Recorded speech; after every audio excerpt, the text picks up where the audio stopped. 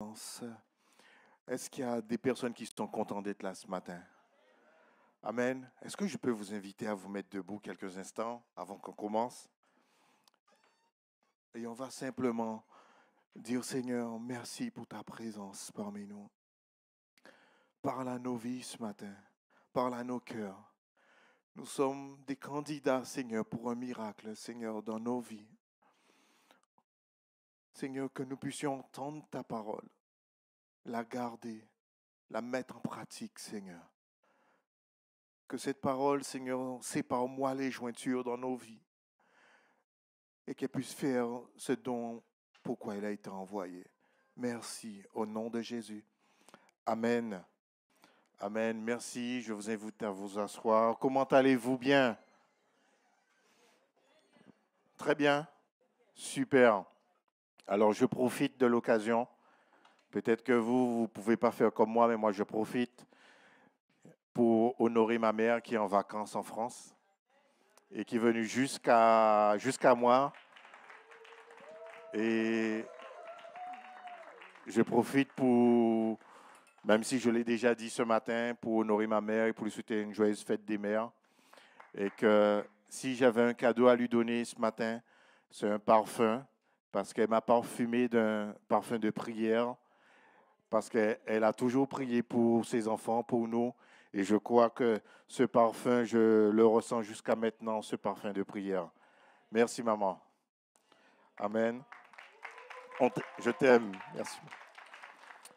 Amen. C'est un jour spécial aujourd'hui. On honore les mères, mais on a un thème particulier pour ce mois-ci. Et j'aimerais vous le présenter. C'est quelque chose qui a changé ma vie, qui a bouleversé ma vie. Et j'aimerais qu'on profite de ces temps. Vous savez, les temps vont tellement vite. On discutait avec notre fille Emma qui dit, mais on ne se rend pas compte, ça fait déjà presque un an qu'on est ici. Ça va vite, l'hiver est fini, on est déjà à l'été qui arrive, ça va tellement vite et on doit apprendre à racheter le temps. On doit apprendre à racheter le temps parce que moi, je surveille toujours le temps. Parce que je me dis qu'il y a des gens, des fois, qui sont à l'église depuis 20 ans, 30 ans et qui n'ont pas changé. Est-ce que vous connaissez quelqu'un comme ça? Ça fait 20 ans, 30 ans, ils sont dans la même situation, ils ne changent pas. Et si vous connaissez personne, c'est que c'est vous. Si vous connaissez personne dans votre entourage, c'est que c'est vous. Faites attention. On doit profiter pour, dans la présence de Dieu, de changer. On ne peut pas avoir les mêmes combats pendant 10 ans, pendant 30 ans, c'est qu'on n'a pas changé. Et on doit profiter pour racheter le temps. Dieu veut le meilleur pour notre vie. Et c'est pour cela qu'il a été à la croix. Il veut le meilleur pour nos finances. Je commence toujours par dire pour les finances. Vous savez pourquoi? Ça capte l'attention de tout le monde. Quand je parle de finances, tout le monde est attentif. Donc, je commence toujours par les finances. Et après, je peux dire, il veut aussi le meilleur pour ta famille. Il veut le meilleur pour ta famille. Il veut le meilleur pour ton travail. Il veut le meilleur dans ton ministère.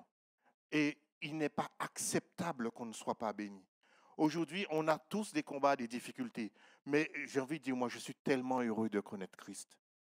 Je suis tellement joyeux. J'ai tellement cette paix dans mon cœur, cette joie. Et il y a des défis, il y a des combats. Mais il y a cette assurance qu'il a tout payé pour moi. Je suis heureux de voir ma famille épanouie. C'est quelque chose qu'on doit tous connaître et qu'on doit faire fructifier dans nos vies. Amen. Amen. Qui est prêt pour écouter la parole ce matin? Amen. J'aimerais d'abord lire un passage qui se trouve dans Matthieu 18. Matthieu 18, 18 à 20, qui nous dit: je vous le dis en vérité, tout ce que vous lirez sur la terre aura été lié au ciel, et tout ce que vous délirez sur la terre aura été délié dans le ciel. Le verset 19. Je vous dis encore que si deux d'entre vous s'accordent sur la terre pour demander quoi que ce soit, cela leur sera accordé par mon Père céleste. En effet, là, 2 ou 3 sont rassemblés en mon nom, je suis au milieu d'eux. J'aimerais partager au sujet de ce thème ce matin. Là, 2 ou 3 sont rassemblés.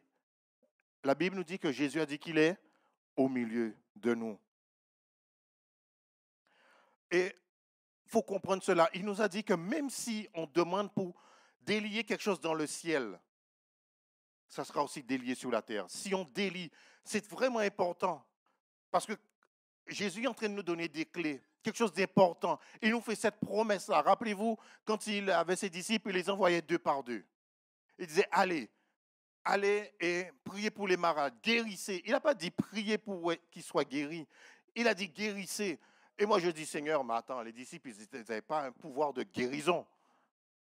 Mais il a dit guérissez. Parce qu'il sait, c'est comme une loi spirituelle. Et il dit, voilà, il leur a donné cette autorité d'aller le faire. Et ce matin, j'aimerais voir 3 aspects de ce passage. Le premier aspect, c'est la puissance de l'accord.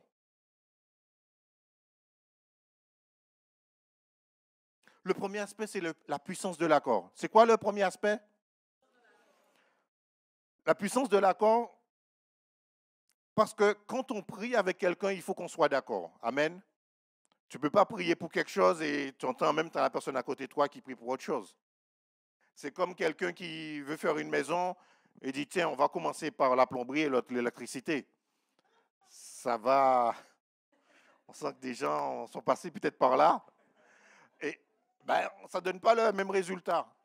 Et peut-être que ça vous paraît logique. Mais Dieu est en train de dire que, écoutez, vous êtes tellement différents, vous êtes tellement attachés à votre propre vision, mais si vous saviez que si vous mettez ensemble, quelque chose d'extraordinaire peut se passer. Ça, c'est Jésus qui était en train de dire ça à ses disciples. Et dans Genèse 11:6, qu'est-ce qui est écrit? Genèse 11:6, c'est l'histoire de la tour de Babel. La Bible nous dit que les hommes se sont mis ensemble pour construire une tour pour aller vers Dieu. Bon, c'est une folie, on est d'accord. Mais Genèse 11:6 nous dit quoi? Ça va arriver. Genèse 11:6, que Dieu a été surpris par cet accord-là. Il dit, les voici qui forment un seul peuple. Et ils ont tous un même langage. Et voici ce qu'ils ont entrepris. Et voilà ce qu'ils ont entrepris. Maintenant, rien ne les retiendra de faire tout ce qu'ils ont projeté. Dieu est impressionné parce que les hommes se sont mis ensemble pour faire un projet, pour faire quelque chose. Et il était obligé de déjouer ce projet-là et ils ont donné un langage différent. Mais quand tu parles un même langage, quand tu parles avec le même langage avec quelqu'un, quand tu pries pour un miracle avec quelqu'un, tu parles le même langage, la Bible nous dit que rien ne pourra nous arrêter. Rien. Et moi, j'étais choqué par ce passage-là parce que Dieu a dit qu'il était obligé de venir et descendre. Je ne prends pas toute l'histoire, mais il est descendu voir la construction des hommes. Et il a dit, mais je ne sais pas à qui il s'adressait. Peut-être qu'il s'adressait aux anges. Et il disait, mais rien ne peut les arrêter maintenant. Et il a mis un esprit de confusion pour que le langage soit différent.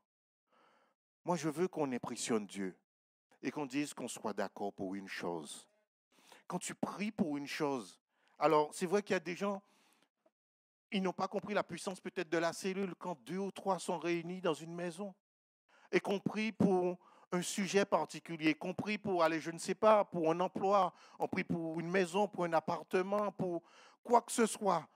Mais Dieu entend et il y a quelque chose qui est en train de se passer. Parce que quand on lit quelque chose sur la terre, c'est aussi lié dans le ciel. Et quand on le délie sur la terre, c'est aussi délié dans le ciel. Alors la première des choses, c'est que dans l'accord, il y a la puissance.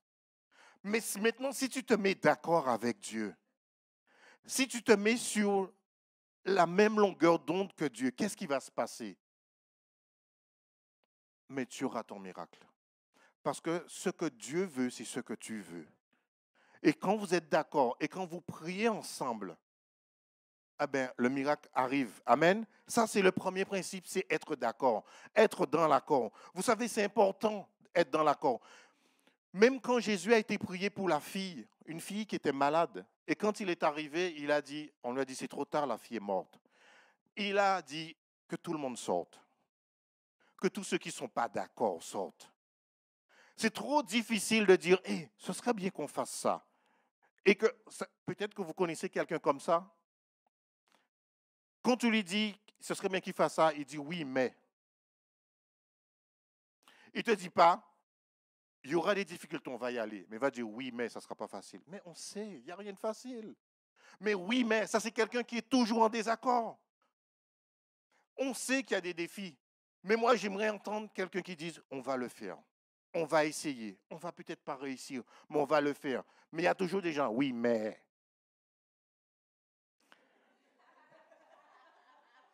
Ce n'est pas des vraies brebis, ça, hein? Ce n'est pas des brebis. Voilà. Là, il y avait un peu de bouc. Mais c'est vrai. Il y a toujours de l'opposition. Et quand Jésus est venu, c'était Jésus. Si Jésus l'a fait, moi, je devrais le faire aussi. Je devrais écarter ceux qui ne sont pas d'accord. Quand tu veux atteindre un objectif, il faut que tu t'entoures de gens d'accord. De gens qui sont d'accord avec cet objectif-là. Le premier, c'est souvent ton épouse, ton époux, tes enfants. Il faut qu'on ait la même vision. Sinon, on ne va pas tirer la voiture dans le même sens. Vous avez déjà donné une gauchette à une voiture? Je ne sais pas comment on dit ça en français. En français, je suis désolé, ça n'existe pas ce verbe. Hein. Il faut qu'ils soient enrichis, hein, le petit Larousse. Mais est-ce que vous avez déjà démarré une voiture sans batterie? Je ne sais pas comment on dit ça. Mais si les gens ne poussent pas dans le même sens, ça va être difficile. Et le plus souvent, on met la personne derrière le volant, la personne qui a déjà fait ça, qui sait faire. Parce que sinon, on pousse, on prend la descente, il ne sait pas faire, on arrive en bas et on dit, bon, on remonte. Il faut qu'on soit d'accord. C'est la personne qui a déjà fait ça qu'on met derrière le volant. Amen. La puissance de l'accord. Il faut que tu sais, quand tu es d'accord pour demander une chose, Dieu nous entend. Dieu entend cela. Et quand tu demandes quelque chose avec ferveur, avec assurance, mais Dieu entend cela et Dieu te donne. Amen. Ça, c'est le premier principe. Le deuxième principe, on va le trouver dans Malachie 4, 6. Malachie 4, verset 6. On va le lire avant. 4, oui. 4, 6. Qui nous parle aussi de la famille.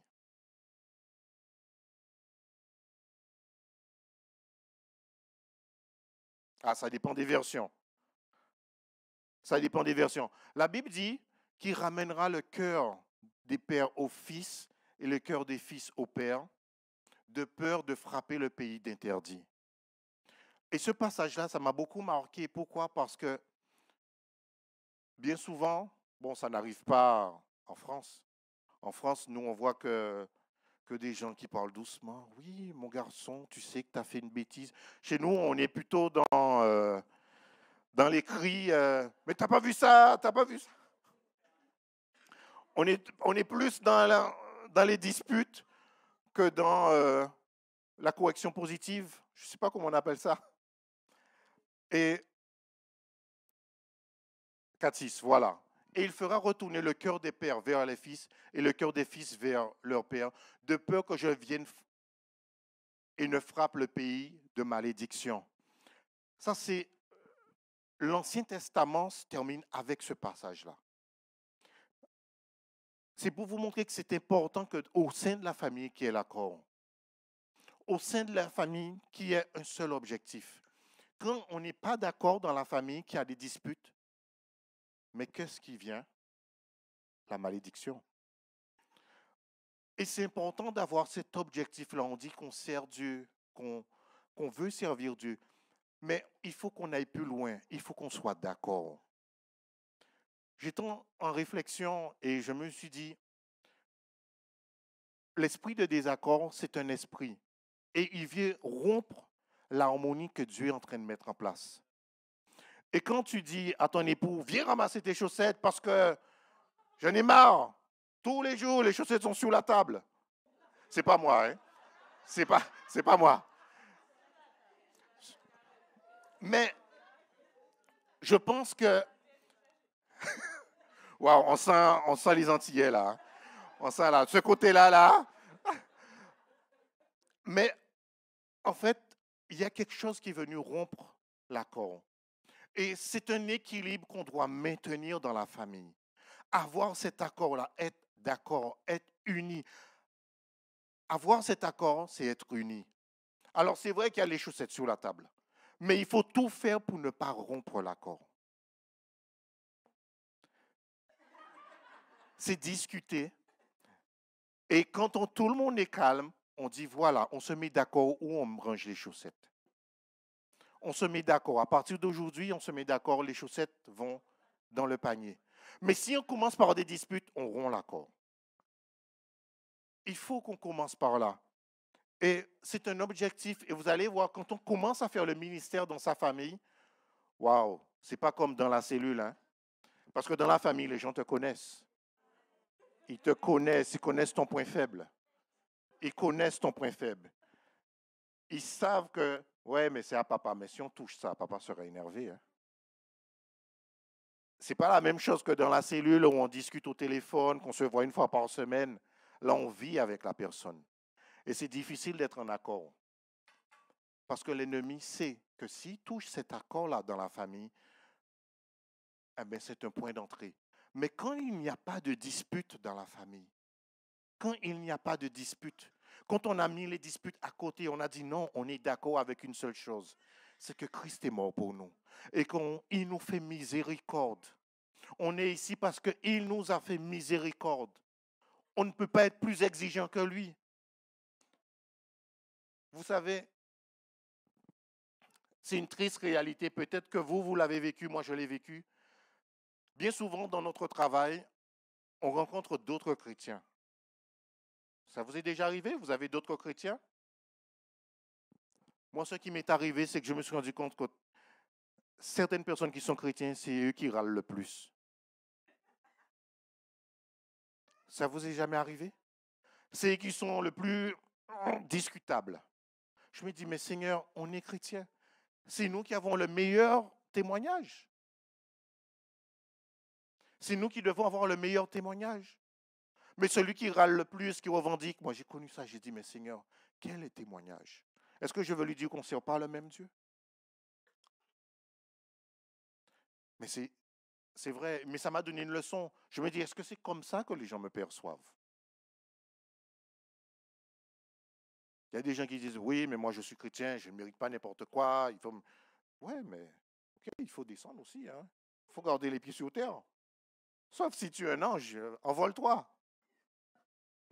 Mais on doit avoir, on doit avoir le meilleur témoignage. Et même dans notre famille, avoir cet équilibre d'unité, ce n'est pas facile. Parce que ça demande que nous puissions mourir à notre chair. Ça demande à ce que nous puissions mourir à notre chair. Parce que j'ai jamais dit que les chaussettes m'appartenaient. Mais j'ai déjà vu ça chez moi.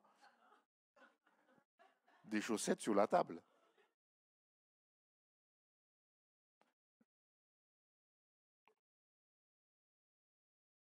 C'est difficile. Parce que ça demande à ce qu'on puisse mourir. Parce que est-ce que à cause des chaussettes, je vais mettre en péril l'équilibre de ma famille, l'accord que nous avons? Les chaussettes vont faire leur vie, je fais la mienne.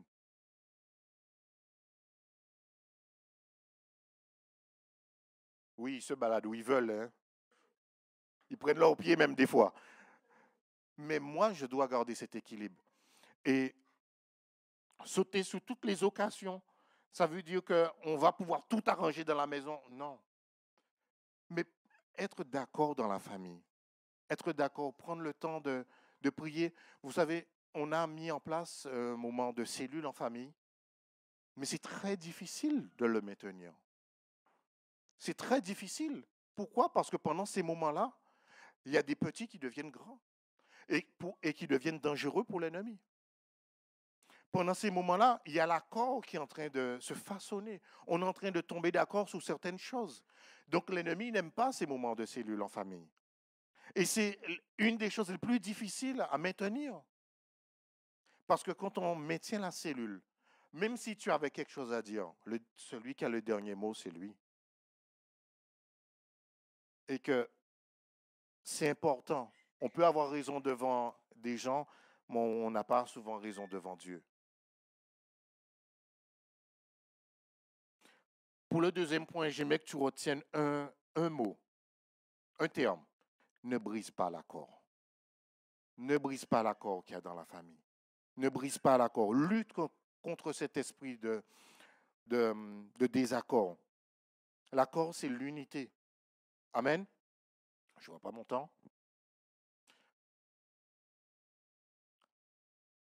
Est-ce que vous êtes là? Le troisième point, c'est quoi? Ça, c'est le deuxième. Le troisième, je vais vous le dire.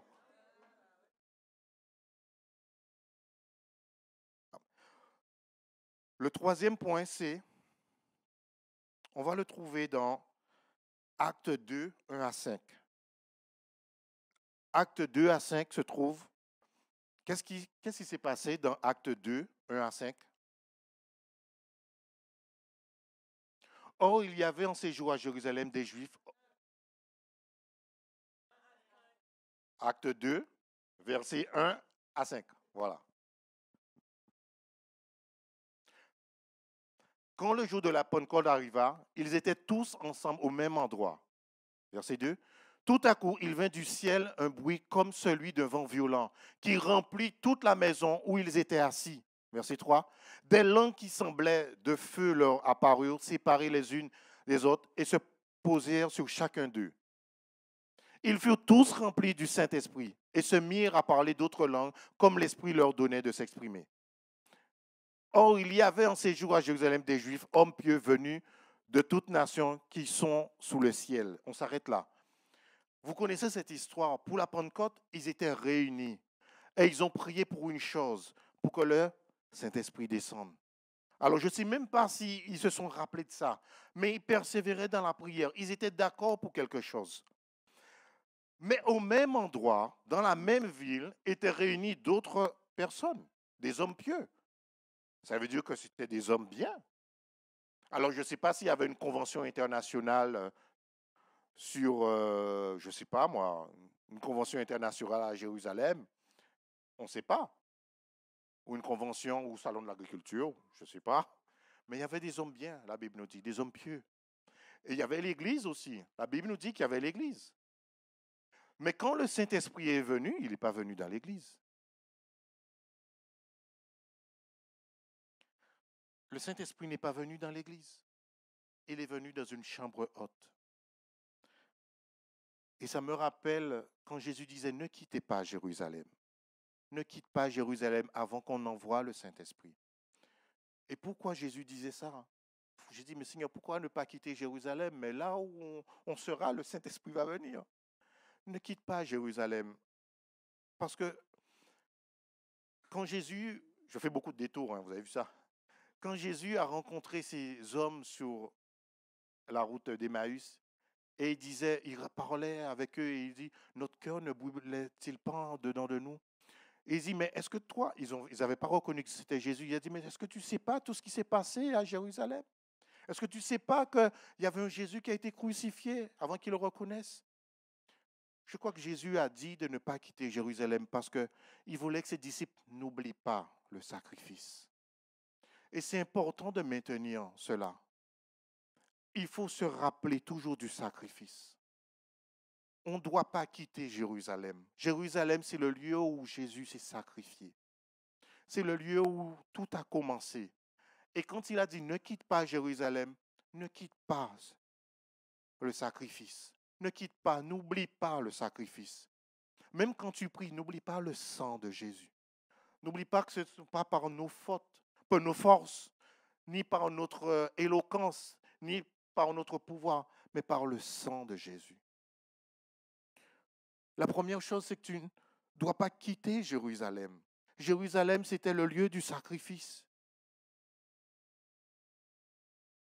Et quand ils persévéraient dans la prière, rappelle-toi, ils avaient dit à Jésus, mais Seigneur, mais comment devons-nous prier?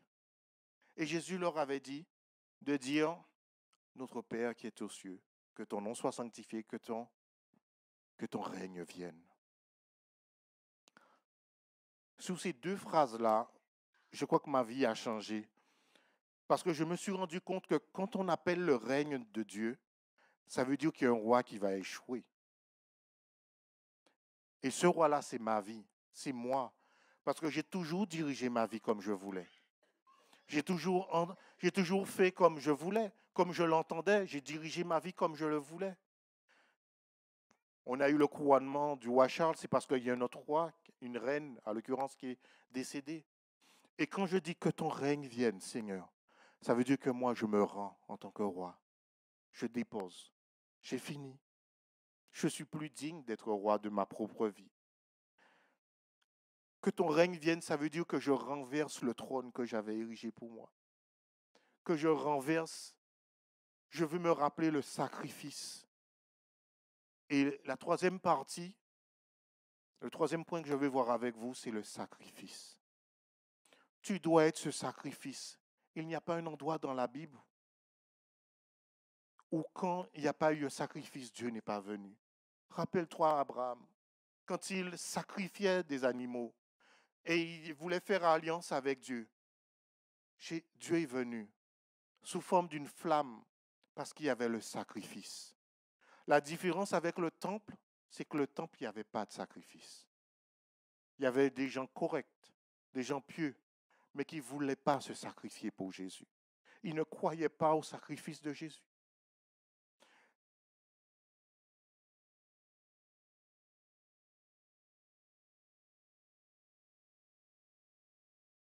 Ce qui fait la différence, c'est que les disciples, ils ont compris qu'il fallait se sacrifier. Et même quand Pierre, après que Jésus soit mort, soit parti à la pêche, il lui a dit, non, viens Pierre, retourne, retourne. Je trouve ça dans Marc 10, 39, il y a une phrase qui m'a beaucoup marqué.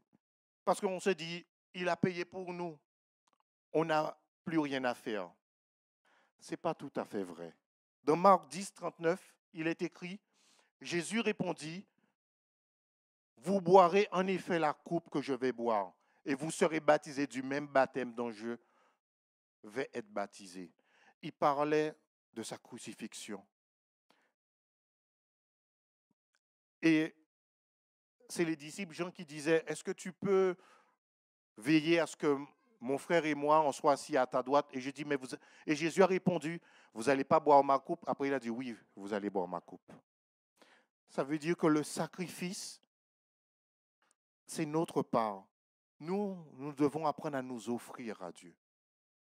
On doit apprendre à s'offrir à Dieu. Quand il y a le sacrifice, il y a le Saint-Esprit.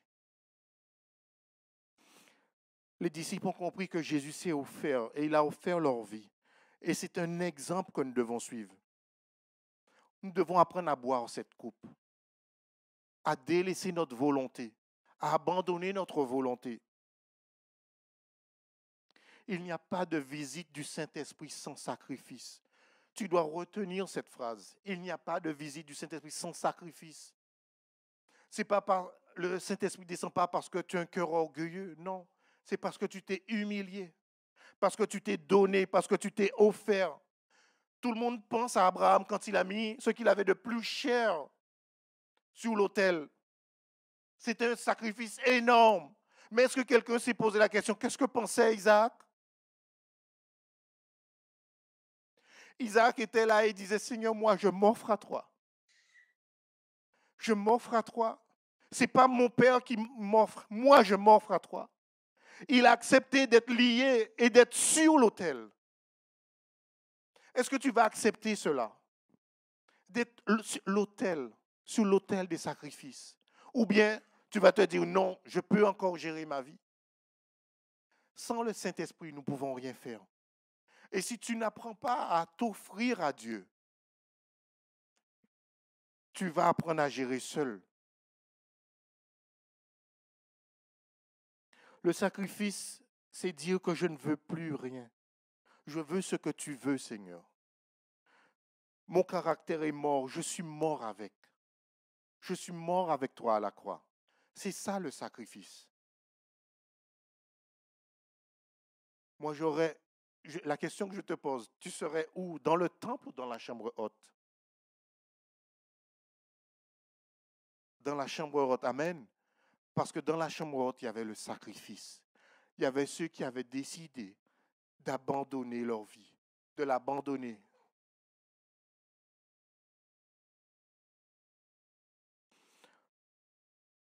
Le Saint-Esprit représente Jésus sans limite. Jésus, quand il était là, il était limité. Il ne pouvait pas tout faire. Il ne pouvait pas être à la fois à Jérusalem, en Galilée. Il ne pouvait pas être à Nazareth en même temps. Il fallait que le Saint-Esprit descende. Il fallait qu'il descende. Et pour cela, il devait avoir un lieu d'autel. Il devait avoir un lieu où le sang coule, où il y a un sacrifice qui est offert. Si tu offres ta vie à Dieu, ta vie ne sera plus la même. Et je vous fais un petit rappel. Offrir sa vie à Dieu, ce n'est que la conversion. La conversion, ce n'est pas Seigneur, je te donne ma vie et je l'ai en gestion, je l'ai en sous-traitance. Parce qu'on a cru que c'était ça. Mais donner sa vie à Dieu, c'est que le minimum qu'on puisse faire. Offrir sa vie à Dieu, ce n'est que le minimum. Je me rappelle un jour que je priais, où Dieu m'a dit, je veux plus. Quand j'ai entendu ça, je me suis levé, j'ai dit, j'arrête de prier. Parce que c'est bizarre, mais quand Dieu nous parle, on sait de quoi il parle. Je me suis levé, j'ai dit, non, je ne peux pas. Dans mon cœur, moi, j'ai dit, Seigneur, tu ne vas pas tout me prendre. C'était ça ma réponse. Seigneur, tu vas tout me prendre. Mais je n'aurai plus rien. Mais j'avais compris qu'est-ce que Dieu voulait. J'avais compris qu'il voulait encore plus. J'ai dit, mais je vais tout. Est-ce que tu vas tout me prendre? J'ai dit, mais j'ai refusé de prier. Quand j'ai entendu ça, je me suis levé. J'ai été faire un tour. J'ai dit, mais est-ce que, Seigneur, tu vas tout. C'était mes mots. Est-ce que tu vas tout me prendre? Si Dieu te disait, je veux plus, est-ce que tu vas lui dire, Seigneur, est-ce que je dois garder une partie? Ou tu dis, Seigneur, je te donne tout. Aujourd'hui, comme dit le pasteur Laudje, ça c'est un pasteur qui m'a beaucoup inspiré. Aujourd'hui, je n'aime rien. Parce que si j'aime quelque chose, il me le demandera. Je n'aime rien. On m'a dit que j'ai aimé l'informatique, j'aime pas. J'aime les ordinateurs, j'aime pas. Ça me dit rien. Parce que je lui ai tout donné. Je me rappelle, quand j'étais petit, j'étais fan de deux roues. Et l'excellence des deux roues, c'est les super motards. Je ne sais pas si quelqu'un connaît les super motards. Ça vous dit rien, super motards? Merci Eric. Je me sens moins seul. Les super motards, c'est des motos cross, mais équipées pour routières. Enfin. Et il y avait une démonstration. J'ai dit, waouh, c'est magnifique. Je me suis arrêté un moment. J'étais avec un oncle. Et je me suis mis 30 secondes sur la barrière. J'ai dit, je vais regarder 30 secondes. Quand je suis monté, j'ai entendu Dieu me dire, mais si tu aimes ça plus que moi, je suis redescendu. J'ai dit à mon oncle, on y va. Je ne sais pas s'il a compris, peut-être qu'il a cru que j'étais bipolaire. Je lui ai dit, on y va. Et depuis ce jour-là, j'ai ôté ça de ma vie. Ça m'a tellement fait mal. J'ai entendu Dieu me dire que tu aimes ça plus que moi. Et j'ai dit, Seigneur, ça aussi je te le donne. Tu ne peux pas servir Dieu si tu n'as pas sacrifié ta vie. C'est la conversion. C'est la base de la conversion. Il n'y a pas d'autre stade, ça c'est le minimum. Donner sa vie à Christ. Lui dire, Seigneur, je te donne tout. Où je veux aller, c'est pas grave. J'écoute ma famille, je regarde leurs besoins, s'ils manquent de rien. Mes besoins, comme Pasteur Vanessa a dit, c'est Dieu qui pourvoit. S'ils ont besoin de quelque chose, c'est Dieu qui pourvoit. Et Dieu m'a béni. Je n'ai plus rien, mais je suis béni. Je n'ai plus rien à moi, mais je suis béni. Même mes vêtements, c'est mon épouse qui me les a prêtés. Je lui remets après. Je n'ai plus rien. Tout ce que j'ai, c'est Dieu. Amen. Là, 2 ou 3 sont réunis. Pense à ça. Pour que la présence de Dieu, tu dois être un sacrifice. Tu dois être un sacrifice. Je vais m'arrêter là. Et j'aimerais qu'on prenne un chant ensemble, s'il vous plaît. Et qu'on se mette debout.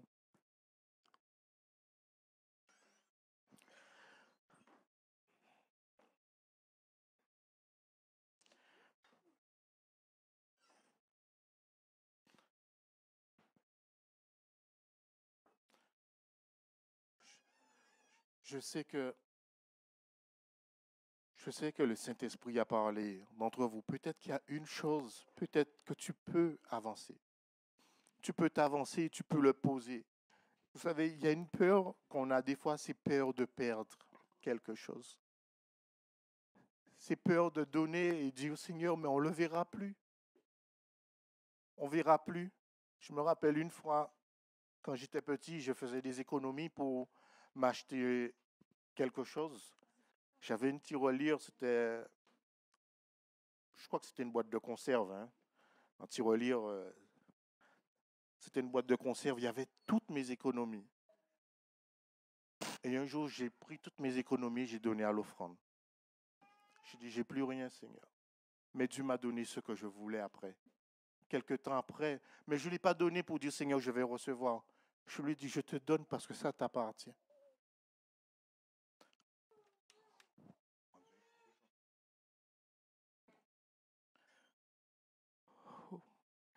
Est-ce que tu peux poser une main sur ton cœur et simplement dire, Seigneur, je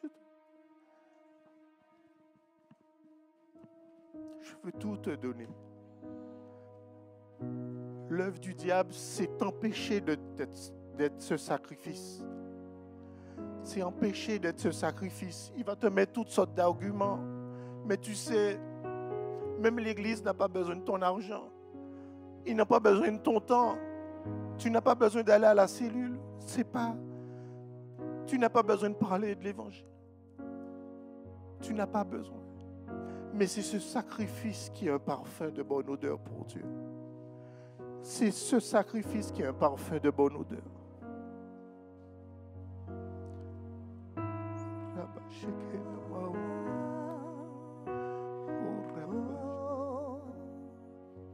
Je me prosterne à tes pieds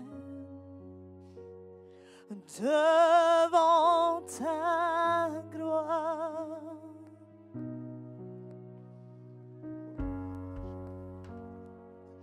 Je me prosterne à tes pieds devant ta gloire. Je suis ton temple, ton sacrifice et ton autel vient brûler en moi.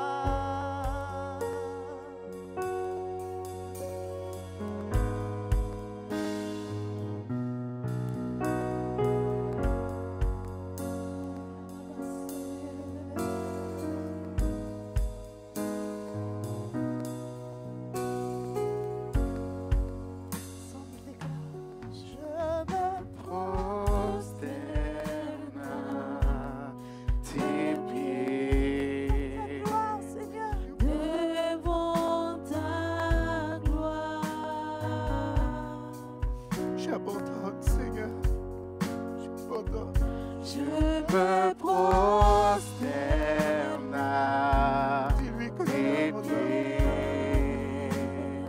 devant ta gloire. Je suis ton temple, Je suis ton temple, ton sacrifice et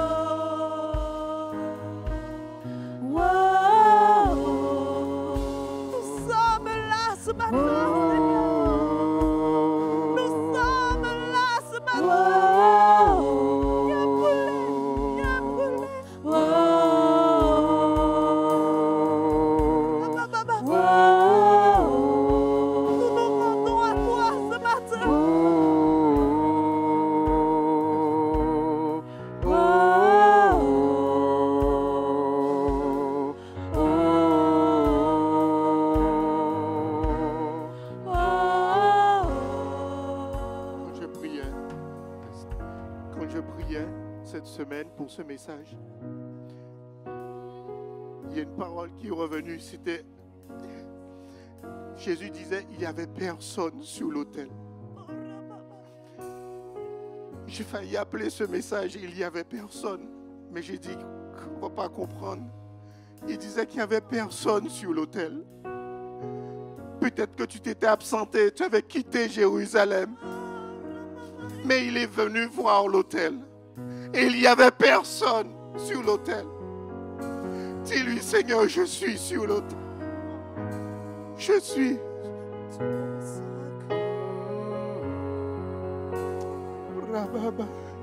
Dis-lui, je suis cet autel.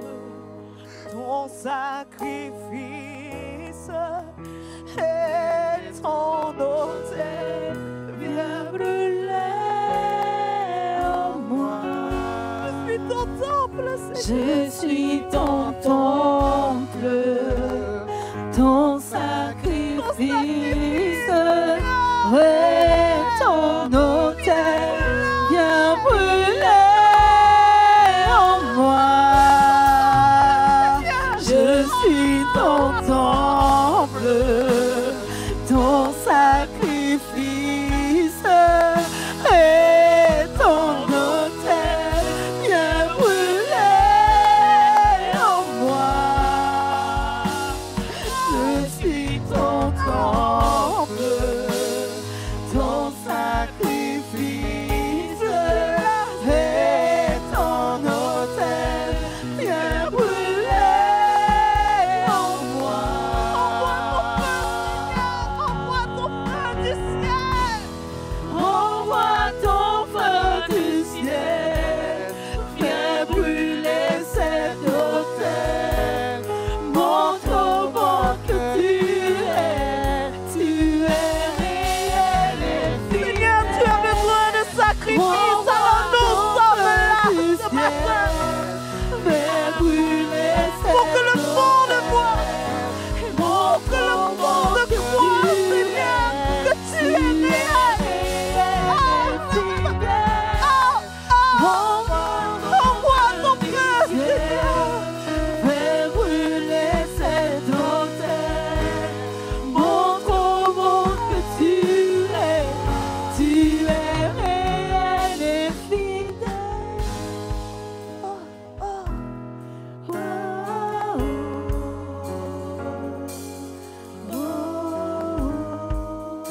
Envoie ton feu.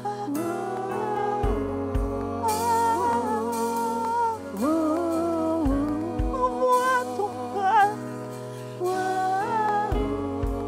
Nous sommes là, Seigneur.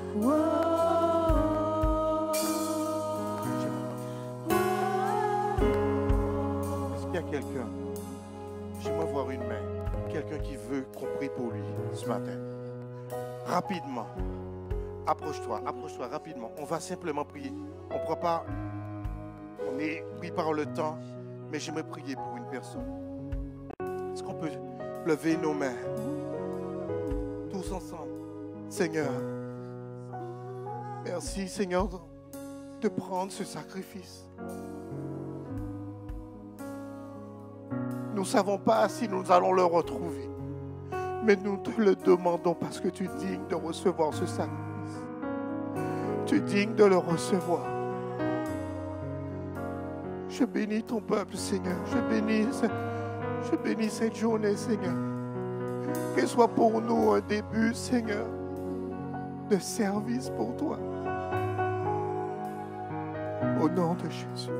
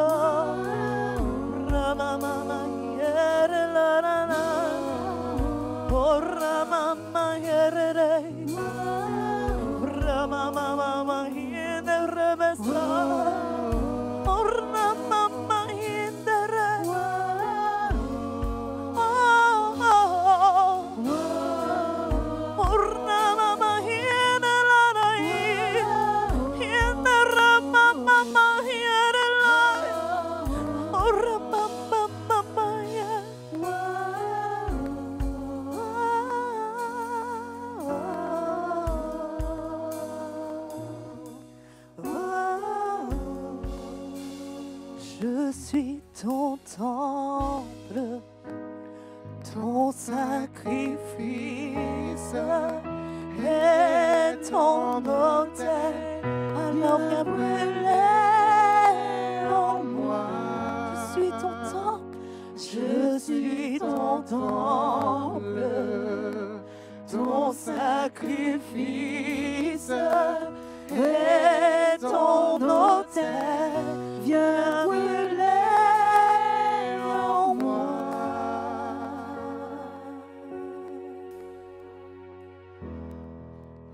Viens brûler en nous ce matin, Seigneur. Ce matin, si tu t'es rendu à lui, alors acclame-le bien fort. Et dis, Seigneur, ma vie est à toi. Ma vie t'appartient, Seigneur. Alléluia. Alléluia.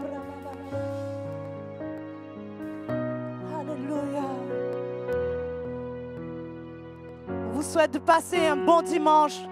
Puissiez-vous honorer vos mères et que vraiment vous puissiez passer une belle et excellente semaine. Soyez bénis. Amen.